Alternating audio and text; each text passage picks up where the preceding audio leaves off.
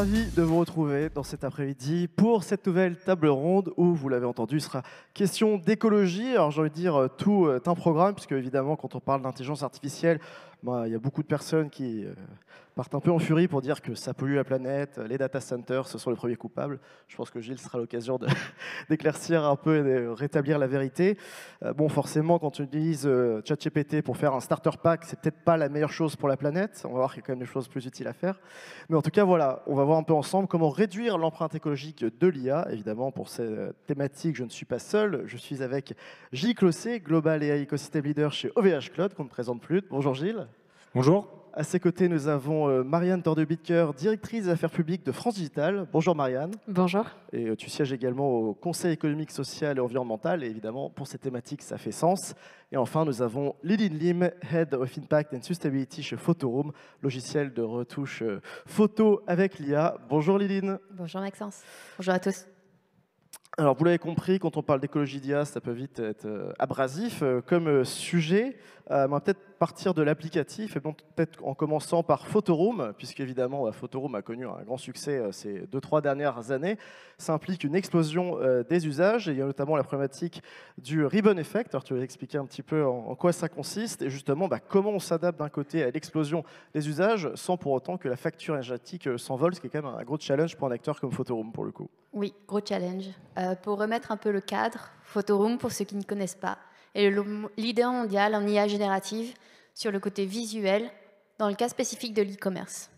Amazon, Decathlon, DoorDash et Depop, qui sont deux marques américaines, nous utilisent pour améliorer leurs photos de produits. Et également des millions de PME dans le monde nous utilisent. Photoroom est historiquement une application mobile qui a été téléchargée plus de 200 millions de fois dans le monde, donc c'est plus de 1% de la population globale qui a déjà utilisé Photoroom. Et donc notre arrivée en B2B fait également exploser les usages de notre application. En termes d'usage grand public, il y a en effet ce qu'on appelle l'effet rebond, ou l'effet rebound effect en anglais. L'effet rebond, qu'est-ce que c'est? C'est un peu comme la fast fashion. À partir du moment où les produits étaient accessibles et peu chers, juste l'usage a explosé de façon presque incontrôlable. Et il en est de même pour l'intelligence artificielle. Nous l'avons vu à Photoroom en 2022-2023, où quand nous avons sorti notre première version de technologie IA générative pour le e-commerce, en fait, l'adoption n'était pas plus importante que ça. Générer une image prenait 2 minutes. Nous avons travaillé pour réduire ce temps à moins de 2 secondes et améliorer encore la qualité d'image. Et là, nous avons eu une explosion des usages, une explosion de l'adoption, une explosion aussi de notre chiffre d'affaires, parce que ça nous a permis de doubler notre chiffre d'affaires en 1 an et d'atteindre 50 millions d'annual recurring revenus en fin 2023. Ça a continué d'augmenter. Donc aujourd'hui, Photoroom traite près de 2 milliards d'images par an, donc plusieurs millions d'images par jour, avec l'intelligence artificielle. Et on peut se demander à quel point, justement, ça consomme de l'énergie. On parle de l'effet rebond, mais un deuxième concept, c'est le paradoxe de Jevons. À partir de quel moment est-ce que le nouvel usage consomme plus d'énergie que l'usage précédent? Pour vous montrer quelques exemples, on a des clients aujourd'hui, par exemple une marque automobile, qui nous dit eh bien, maintenant, je n'envoie plus mes équipes en voyage pendant 3 semaines à Majorque pour faire un photoshoot. J'utilise Photoroom.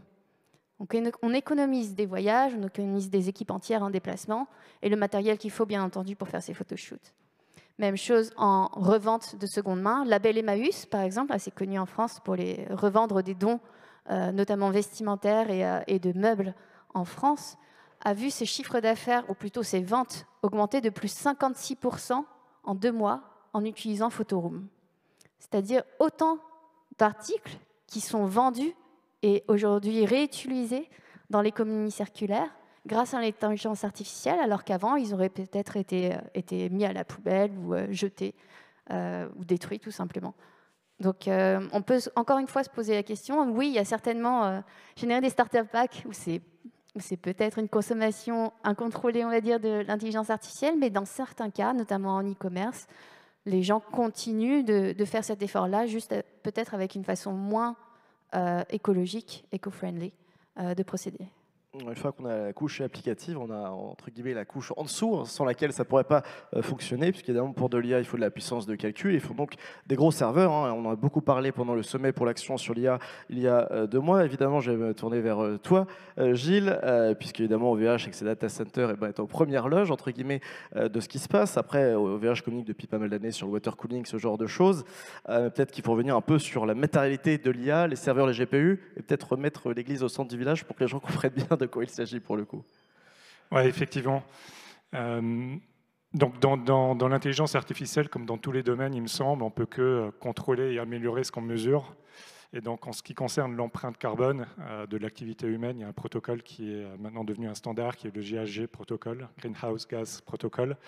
Et lui, il définit en fait 3 périmètres, 3 scopes que je vais rappeler ici pour ceux qui ne baignent pas dedans au quotidien, qui permet de mesurer en fait l'empreinte carbone. Donc, le scope 1, ça va être les émissions directes d'une entreprise.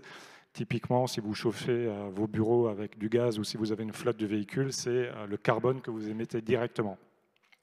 Le scope 2, ça va être les émissions indirectes liées à l'énergie. Et donc là, on va regarder la consommation d'énergie que fait votre entreprise et on va calculer les émissions carbone qu'a dû émettre EDF pour vous fournir cette énergie. Et enfin, le scope 3, ça va être les émissions indirectes sur toute la chaîne de valeur. Et donc là, pour une entreprise comme OVH, ça va être tous les composants informatiques qu'on va mettre dans les data centers. Et donc si on garde l'exemple d'OVH, pour donner un ordre d'idée des ratios, le scope 1, c'est 1%, le scope 2, c'est 15%, et le scope 3, c'est 85%. Donc si on communique que sur le scope 1, le scope 3, c'est le plus important. Ouais. Ça n'a pas de sens de, effectivement, occulter le scope 3, et pourtant c'est ce qui a été un peu le cas pendant pas mal de temps. Chez OVH Cloud, on était un des premiers à être transparent là-dessus et à fournir en fait, des rapports qui incluent ce scope 3. D'ailleurs, aujourd'hui, on a nos clients, ils ont la capacité d'utiliser une calculatrice carbone pour voir leur service, combien chaque service va émettre de carbone. Et donc après, on peut prendre des plans d'amélioration une fois qu'on a identifié les sources. Et on peut aller de manière très fine, évidemment. Là, je vais donner un exemple un peu bateau, mais qui est très parlant. C'est qu'évidemment, la localisation du data center est hyper impactant pour les services. Et donc, quand on a un service qui est en France ou au Canada, là où l'énergie est très bas carbone, on va émettre beaucoup moins que lorsque le service tourne en Pologne ou aux États-Unis, où l'énergie est beaucoup plus carbonée. Donc, l'énergie est vraiment centrale. Une fois qu'on a eu justement ces 2 étages applicatifs, on a la puissance de calcul data center, il y a l'aspect un peu réglementaire et forcément pour ça, je vais me tourner vers toi, Marianne, de par ton poste chez France Digital et au CESE. Dans le sens, on dit souvent que les États-Unis innovent et l'Europe régule, et nos amis américains s'amusent à bien le dire en ce moment, vu leur capacité dans l'intelligence artificielle. On a vu pendant le sommet pour l'action sur l'IA que d'un côté, il y avait cette envie justement que tout le monde s'empare de l'intelligence artificielle, qu'il y ait plus de data centers. D'autre côté, on dit oui, mais il faut maintenir la trajectoire de décarbonation. Alors je veux dire, comment on fait pour trouver le bon équilibre? C'est comme marcher quand même sur un fil de funambule pour le coup. Totalement. J'écoutais toutes les conférences avant et c'est vrai qu'il faut quand même toujours se dire qu'il y a la trajectoire d'amélioration, c'est certain, mais il y a quand même une responsabilité colossale qu'on doit tous, dont on doit avoir conscience et se saisir, c'est que ça reste plus d'usage. Et que quoi qu'il arrive, quand on automatise, etc., toutes ces actions ont des conséquences. Sur la trajectoire de décarbonation, c'est même pas que ça a des conséquences sur la trajectoire de décarbonation, c'est que ça a une conséquence sur votre trajectoire de carbonation, d'usage de ressources. Donc, on pourra avoir des usages extraordinaires qui viendront, comme tu l'expliques, éviter des coûts supplémentaires carbone, de ressources en eau, etc. Il pourra y avoir des améliorations absolument fondamentales dans la recherche, etc. Mais malgré tout, il y aura toujours plus de consommation de ressources. Et ça, donc, il y a une responsabilité quand même globale à avoir qui relève ou pas de la réglementation. Et je pense que si ça relève de la réglementation, c'est juste... c'est forcé et ça n'est pas du coup le bon prisme à prendre parce que c'est pas avec la réglementation à mon avis qu'on devient plus intelligent, c'est avec la réglementation qu'on doit s'adapter et faire avec et c'est pas le meilleur moyen de le faire. En revanche, chaque entreprise, là on parle d'environnement, on aurait pu parler d'emploi, de tout en fait. La réalité c'est que l'IA, l'automatisation des tâches, etc., ça reste de la consommation. Et donc, est-ce que ça sert franchement à quelque chose d'avoir des traitements massifs de bases de données si c'est pour faire de la publicité? Il y a probablement des gains de productivité associés, ça c'est clair. Mais est-ce que, au fond, on est en train de nous aider nous-mêmes et nos générations? Je ne suis pas absolument certaine. Donc c'est là où je pense qu'il faut se concentrer vraiment sur les usages, sur l'apport positif et du coup sélectionner les acteurs qui sont les plus à même d'avoir dans cette chaîne de valeur et cette chaîne de production les usages les plus éco-friendly. Et c'est certain que là, il y a du blanc et du noir. Et je trouve qu'en France, on est du coup plutôt bons élèves là-dessus parce qu'on a intégré ça, soit dans le mix énergétique, soit dans les techniques justement de water cooling, etc. Mais ce point-là est absolument crucial. Justement, Marianne, tu parlais du mix énergétique. Je sais que notamment Photoroom a essayé de faire des efforts en la matière, notamment on a le recours à l'énergie verte. Et peut-être aussi que la clé, c'est un peu de mesurer l'activité, parce qu'évidemment, sans mesure, on ne sait pas comment s'attaquer au problème. Est-ce que justement, chez Photoroom, vous avez étudié cette problématique? Et si oui, comment vous la mettez en œuvre justement pour d'un côté mesurer peut-être des choses comme l'inférence de l'IA et toutes les problématiques autour de l'usage et des besoins de calcul pour faire fonctionner les modèles? Oui, tout à fait. Comme le disait Marianne, je pense qu'il y a une responsabilité un peu collective de monter en awareness, désolée, en conscience sur ce sujet. Typiquement, en intelligence artificielle, pour vous montrer un peu, il y a la phase où on construit le modèle, on entraîne le modèle. C'est l'équivalent d'une construction d'une voiture. Quand on construit une voiture, ça demande de temps, de l'énergie. Et ensuite, on consomme encore de l'énergie quand on roule avec. En IA, c'est un peu pareil. Il y a cette phase de training, donc d'entraînement du modèle, où on va consommer énormément d'énergie sur une grande durée. Et la phase où, à chaque fois que quelqu'un demande une génération d'images, dans notre cas, eh ben, ça va consommer encore un petit peu d'énergie. Eh bien, chez Photoroom, on a fait le choix en 2024 de passer l'entraînement en entièreté sur énergie verte, sur de l'énergie hydroélectrique. Et du coup, on a diminué nos émissions carbone de 1000 tonnes de CO2 par an. C'est l'équivalent de 1000 vols Paris-New York qui ont été évités grâce à ce choix. Enfin, évités. Ils sont maintenant powered by énergie verte. Et en termes d'inférence, ce qui manque aujourd'hui, un grand frein à tout cela, c'est qu'il n'existe pas de standard de mesure.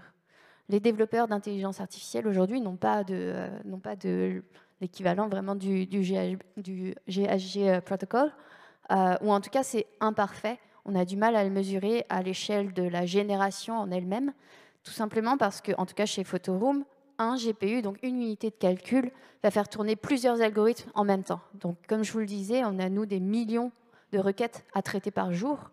Mesurer une seule occurrence est assez difficile, donc on a inventé notre propre méthodologie de calcul qui prend en compte cette difficulté technique d'avoir du computing en fait, qui se passe en parallèle sur une même ressource.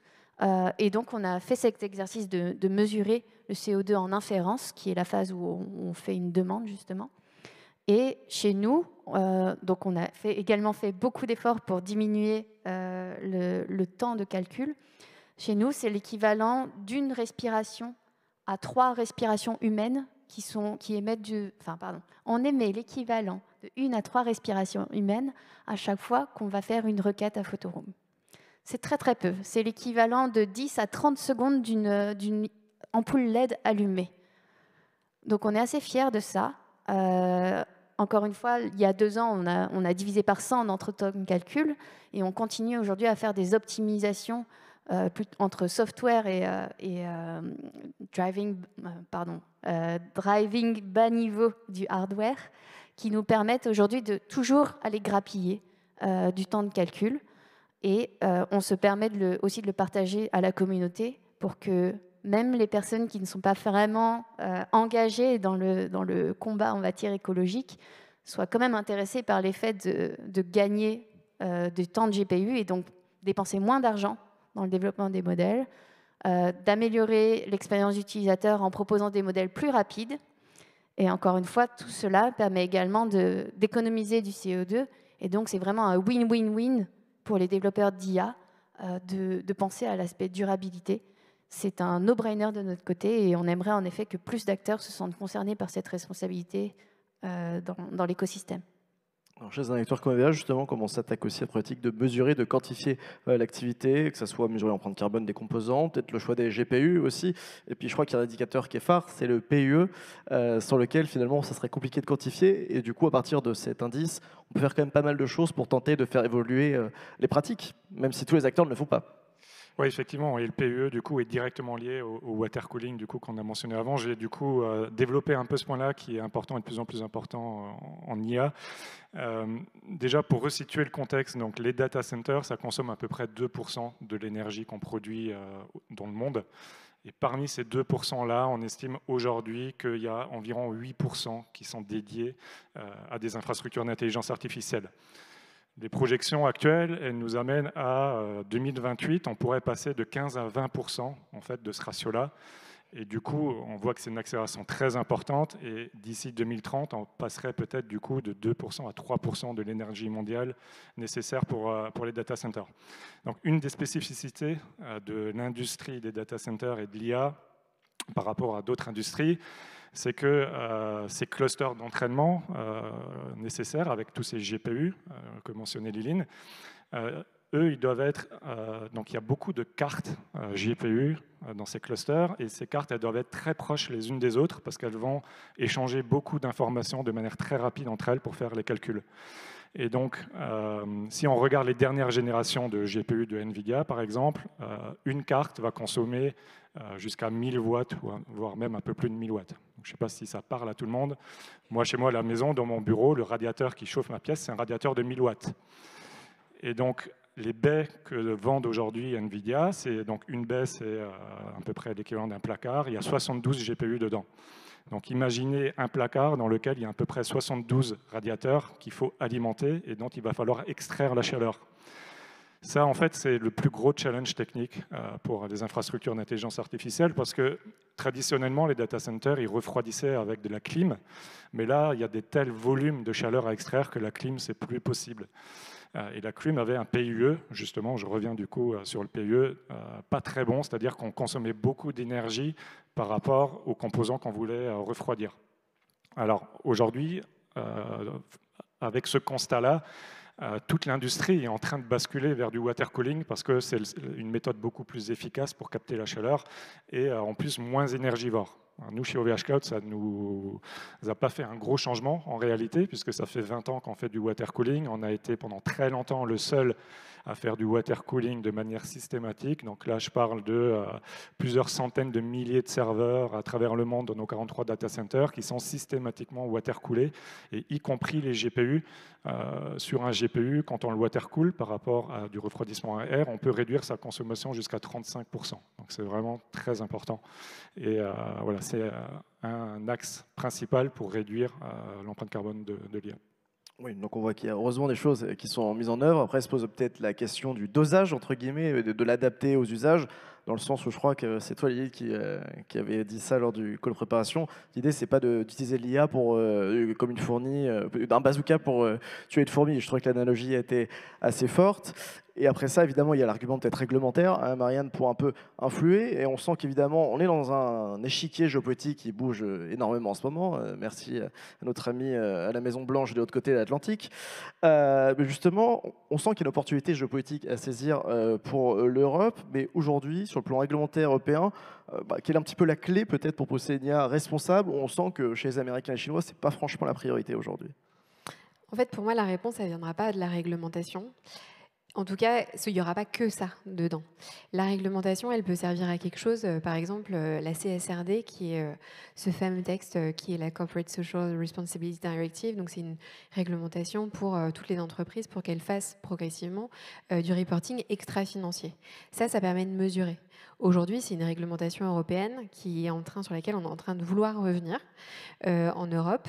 À mon sens, c'est aller complètement à l'inverse du sens de l'histoire. C'est-à-dire qu'on ne va pas se mentir, c'est extrêmement compliqué de mettre en œuvre cette réglementation.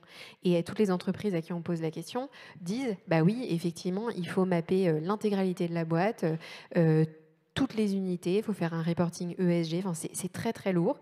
Mais si vous ne mappez pas, vous ne pouvez pas savoir où vous pouvez vous améliorer. » quand vous êtes une start-up tech, il y a des entreprises avec lesquelles on est chez France Digital qui nous disent moi, je me rends compte que je n'ai absolument pas la main sur mes dépenses d'énergie, mon empreinte carbone, elle est principalement liée à mes dépenses soit de cloud, en gros, ce sont des choses que je ne maîtrise pas. Effectivement, vous avez identifié ça, peut-être que du coup, vous allez changer votre cloud provider. Mais au-delà de ça, donc il y a la partie réglementaire qui permet quand même de qualifier, d'aider à quantifier et de vous engager dans une trajectoire d'amélioration. Mais à côté de ça, ce qu'on attendra du politique, c'est que par ailleurs, elle fasse émerger des champions. C'est-à-dire que ce qu'on attend de l'Europe, et pour le coup, elle l'a bien compris, c'est-à-dire que dans sa réponse à Donald Trump, etc., il y a non seulement la partie très court-termiste autour de la réponse aux droits de douane, essayer de montrer que l'Europe est présente et qu'elle ne va pas se faire bouffer, mais par ailleurs, il y a aussi la volonté d'avoir de la préférence européenne dans la commande publique. Ça, c'est clairement ce qui nous manque en Europe aujourd'hui pour avoir une émergence de champions. Les États-Unis ont eu ce qu'on appelle la DARPA, donc c'est des programmes d'investissement qui ont été à l'origine de l'Internet. Mais en gros, c'est grâce à ça, grâce à des événements, des investissements massifs, pas que en capital risque, mais aussi en commande, en chiffre d'affaires. La personne de CMA-CGM l'a expliqué juste avant. C'est grâce à ça qu'on fait émerger des boîtes. Et donc, c'est ce dont on a besoin. Donc, pour moi, le politique, on ne l'attend pas que dans la réglementation, mais aussi dans la création d'écosystèmes, dans le soutien, et si possible à long terme, parce que c'est vrai que la difficulté un peu géopolitique qu'on a aujourd'hui et les alternances politiques, etc., dans tous les pays européens, font qu'on a un peu du mal à se projeter à long terme sur des initiatives qui ont lieu et qui vont dans le bon sens. Mais l'enjeu, c'est comment est-ce qu'on se projette sur un peu plus que 2-3 ans, quoi. Justement, au-delà de la domination des États, qui évidemment bat son plein et les Américains et les Chinois font la course en tête en la matière, est-ce que le plus grand risque, c'est pas finalement qu'à cause de la pression de la demande mondiale, qui est évidemment de plus en plus forte, et on a eu ces derniers mois ce qui s'est passé avec ChatGPT notamment, il n'y a pas justement, à cause de cet essor spectaculaire de l'IA, un recours, finalement à l'abandon entre guillemets des énergies décarbonées et qu'on revienne aux énergies fossiles? Est-ce que c'est peut-être ça la plus grande crainte aujourd'hui? Ce que j'observe, en tout cas dans l'écosystème de capital risque, parce que France Digital, on représente start-up et VC, ce que je vois, c'est que les VC n'ont pas abandonné du tout la thèse de décarbonation. C'est-à-dire juste avant, on parlait on cherche toujours des technologies breakthrough, des choses qui vont pouvoir aspirer et quand même créer de la valeur. Le sujet de la décarbonation est évidemment toujours présent. Et les cas d'usage qui permettront de résoudre les crises, finalement, sont porteurs de business. Donc, de ce point de vue-là, je ne vois pas dans l'écosystème une décélération, mais c'est sûr que c'est peut-être pas la tendance mondiale. Une fois qu'on a dit ça, peut-être qu'on peut rentrer dans la partie de table ronde par une touche un peu optimiste, ce qui ne fera pas de mal en ce moment, parce que quand on a eu mes infos, c'est un peu la dépression. Mais de voir un petit peu, en commençant peut-être par toi, Liline, peut-être la priorité immédiate, selon toi, et puis à l'échelle Photoroom, pour justement rendre l'IA plus sobre par rapport à tout ce qui a déjà été fait, quel serait le plus prochain milestone, en bon français, entre guillemets, à franchir pour justement faire un pas de plus vers une IA responsable et qui soit plus respectueuse de la planète, tout simplement. Oui, je crois qu'il y a plusieurs acteurs en jeu. Il y a tout un écosystème qui est en jeu aujourd'hui. En tant que développeur dans l'intelligence artificielle, comme je le disais, on peut entraîner sur énergie plus verte, on peut faire de l'inférence sur de l'énergie plus verte. Mais en tant que consommateur ou acheteur de modèles, est-ce que ce serait possible de se diriger vers des modèles plus spécialisés dans votre cas d'usage, des modèles plus frugaux? Parce qu'on sait aujourd'hui que les modèles plus frugaux, donc vraiment spécialisés pour une tâche donnée versus génériques comme ChatGPT par exemple, vont être des modèles plus petits mathématiquement avec moins de paramètres, qui vont être entraînés sur une plus courte durée, qui vont également avoir une réponse plus rapide et très certainement une meilleure qualité aussi dans les résultats vu qu'ils sont vraiment spécialisés dans votre cas d'usage. Donc, tu parlais de l'analogie de la fourmi. Est-ce que utiliser le GPT pour n'importe quelle tâche, ce ne serait pas l'équivalent d'utiliser un bazooka pour tuer une fourmi? Eh bien, il existe, au lieu de faire des calculs en utilisant une intelligence artificielle, on peut rester à la calculatrice aussi. Donc, encore une fois, si vous avez, en tant qu'entreprise, un cas d'usage identifié très précis, n'hésitez pas à aller chercher des modèles spécialisés certainement plus frugaux, certainement meilleurs en termes de qualité, pour justement privilégier cet aspect-là. Gilles, ta priorité à tes yeux? Oui, je vais être un peu aligné avec Liline, effectivement. Pour moi, l'énergie la plus verte, c'est celle qu'on ne consomme pas. Et donc, il y a deux manières, en fait, pour essayer de limiter l'énergie consommée en IA. La première, c'est effectivement l'enjeu sur les modèles, les réduire. Essayer de trouver le modèle le plus petit possible qui répond correctement à votre usage. Et donc là, il y a maintenant des solutions qui permettent de benchmarker beaucoup plus facilement les modèles. On a notamment chez OVH Cloud, mais on n'est pas les seuls, une solution de modèle as a service où vous pouvez tester quasiment gratuitement toute une série de modèles hyper facilement, sans expertise IA. Et donc là, vous pouvez essayer de descendre en fait la taille des modèles et voir jusqu'où vous pouvez aller en ayant une réponse convenable. Une fois que vous avez fait cet exercice-là, il y a effectivement tous les enjeux d'optimisation des modèles pour réduire leur taille. Donc là, on va parler de concepts un peu plus techniques, mais de quantisation, de pruning, de distillation, ce genre de choses qui vont permettre soit de réduire la taille, soit de réduire la complexité du modèle. Donc ça, cet exercice-là, il est important pour après, ensuite, pouvoir utiliser des cartes graphiques moins énergivores et aussi plus anciennes potentiellement. Et donc là, je reviens du coup sur le scope 3 qu'on évoquait avant.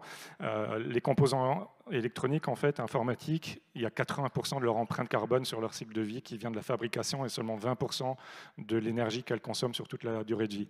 Et donc, il y a vraiment un enjeu de rallonger les composants, enfin la durée de vie des composants et d'utiliser, si possible, des composants un peu plus anciens et plus frugaux. Donc, nous, chez OVH Cloud, comme on fabrique nos propres serveurs, on peut recycler, en fait, en interne les cartes et on propose, du coup, à nos clients les derniers modèles, mais aussi des modèles plus anciens. Et donc, voilà, moi, mon conseil, c'est regarder comment réduire la taille de vos modèles et regarder où sont localisés vos data centers, comment ils sont alimentés, comment ils sont refroidis.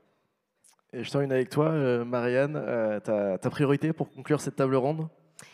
D'abord, je m'inscris complètement sur ce qui vient d'être dit.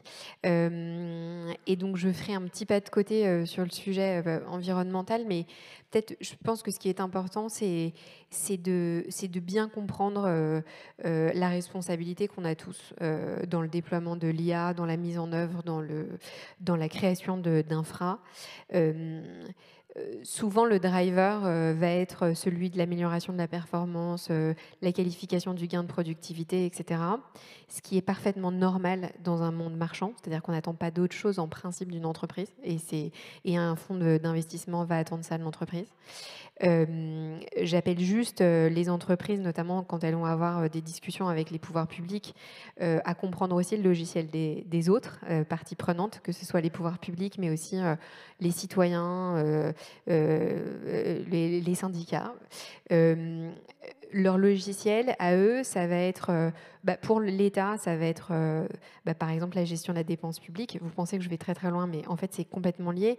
En fait, quand les entreprises tech vont demander du crédit impôt recherche, elles vont demander du crédit impôt innovation, elles vont demander des dépenses fiscales qui sont de l'investissement en fait dans les entreprises. Mais si derrière, en fait, il y a de la destruction d'emplois, on s'écarte d'une trajectoire de décarbonation, en fait, les choix vont être de moins en moins justifiables. Donc, de ce point de vue-là, il faut bien comprendre aussi le logiciel des autres. Le logiciel d'un syndicat, le logiciel des citoyens, ça va être d'avoir davantage d'explicabilité dans les solutions qui vous sont proposées et garder le choix. C'est-à-dire que, par exemple, moi, le dernier truc qui m'a rendu folle, c'était de voir le petit truc là, de Meta avec l'IA qui était déjà imposé et impossible d'en sortir.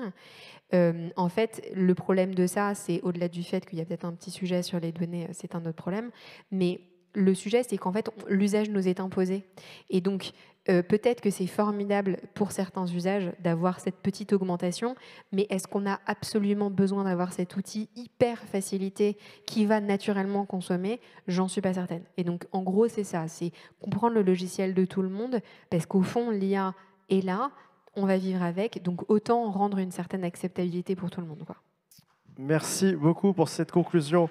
Marianne, vous l'aurez compris, il existe un chemin vers une IA plus responsable, plus écologique. Il y a des chemins de traverse qui existent. Il y aura, j'espère, pas besoin de la baguette d'Harry Potter pour y parvenir. Merci à vous trois.